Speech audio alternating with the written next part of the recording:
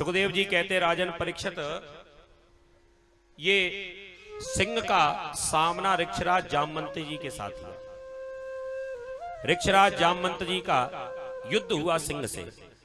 जामवंत जी ने सिंह को मार दिया और मणि को लेकर अपनी गुफा में पहुंचे और अपनी बेटी जामवंती को खेलने को दे दी। सोचा कि ये कोई खिलौना है। जामवंती खेलने लगी। इधर दूसरे दिन सत्राजित पूजा करने के लिए कक्ष में पहुंचे। वहां तो मणि नहीं थी। सैनिकों से पूछा मणि कहां गई? सैनिक कहने लगे क्या बताएं महाराज, कल से गायब है। कल से कह दिया आपके छोटे भैया मणि को लेकर गए और जब से गए तब से लौटकर नहीं आए। सत्राजित ने कहा तो मेरे भैया को ढूंढो। पूरे नगर में ढूंढा है लेकिन कहीं भी प्रसन्न नहीं मिले। अब तो दुखी हो गए, मन में बुरे बुरे ख्याल आने लगे और इन ख्यालों में एक ख्याल और आया, कहीं ऐसा तो नहीं कि मणि के लालच में द्वारिकाधीश ने मेरे भाई की हत्या करा दी। कल ही तो कह रहे थे कि कहीं जान का खतरा ना हो जाए, तो हमें लगता है कि द्वारिकाधीश ने ये चोरी की है। तब तक इनकी पत्नी आ गई। पत्नी ने कहा महाराज भैया का कहीं पता चला? दुखी होकर कहने लगे हमें ऐसा लगता है कि अब मेरा भाई मुझे वापस मिलेगा नहीं।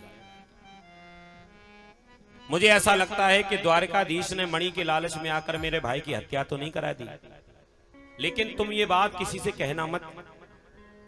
मैं ऐसा मुझको लगता है। बस महाराज यही गलती कर बैठे। और आप तो जानते ही हो कि माताओं के पेट में बात कितनी टिकती है। आपने देखा है भाई कितनी बातों को भी अपने भीतर छुपाए रहे, लेकिन बेचारी ये माताएं नहीं छुपा पाती, क्योंकि गले में ब्रेकर नहीं होता ना आपके। हाँ ये देखो ना, भाइयों के यहाँ ब्रेकर होता है, आप देखो ऐसे इसको महसूस कर सकते हो आप।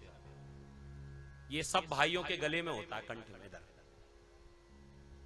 तो अब ब्रेकर है तो भैया रुक जाती है बातें। और माताओं का तो साफ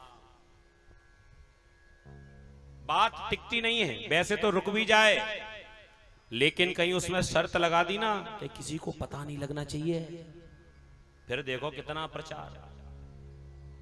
कह दिया नहीं बताएंगे महाराज। थोड़ी देर के बाद में एक इनकी सेवक आ गई, दासी। सब टटोल रहे हो, हाँ है ठिकाने पे ही है।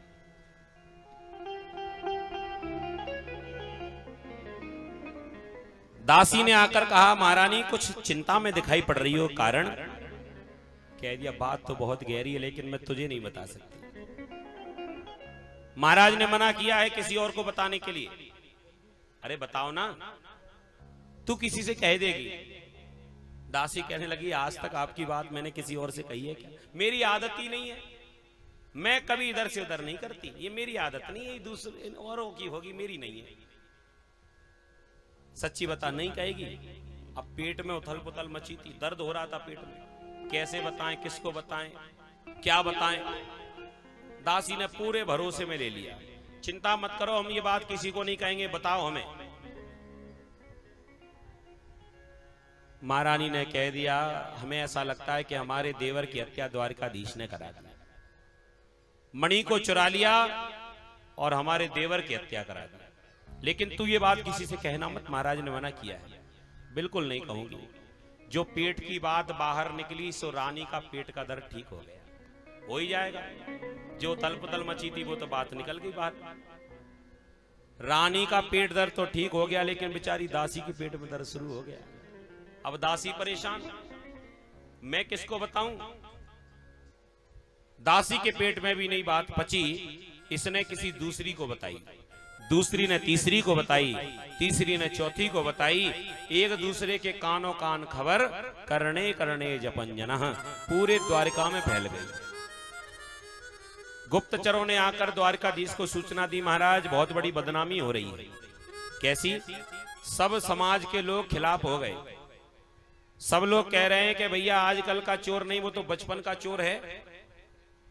पहले माखन मिश्री चुराता था, मटकी चुराता था, अब राजा बन गया सो मणियां चुराता है। तो इसमें कोई गलत नहीं है। कृष्ण चोर है, कृष्ण ने चोरी की है। अरे इसका तो नाम ही है चोर। तरह तरह की बातें होने लगी। भगवान ने मन में सोचा हमने तो मणि को देखा तक नहीं। अब ध्यान आया कि हाँ, उस दिन जब चतुर्थी पड़ी थी तब हमने चंद्रमा देख लिया था। भादों के महीने के शुक्ल पक्ष की चतुर्थी का जो चंद्रमा देखता है उसको झूठा कलंक लगता है, ये बात ध्यान रखना। कौन सी चतुर्थी? भादों के महीने में जो शुक्ल पक्ष की चतुर्थी आती है। रामचरितमानस में भी चौपाई आती सुंदरकांड में, सो पर नार लिलार गुसाई तजौ चौथ के चंद की नाई। चतुर्थी के दिन चंद्रमा का दर्शन नहीं करना चाहिए, लेकिन क्या करें, ये चंद्रमा है ही ऐसा। एक चतुर्थी तो ऐसी आती है कि इसका दर्शन किए बिना व्रत नहीं खुलता है ना।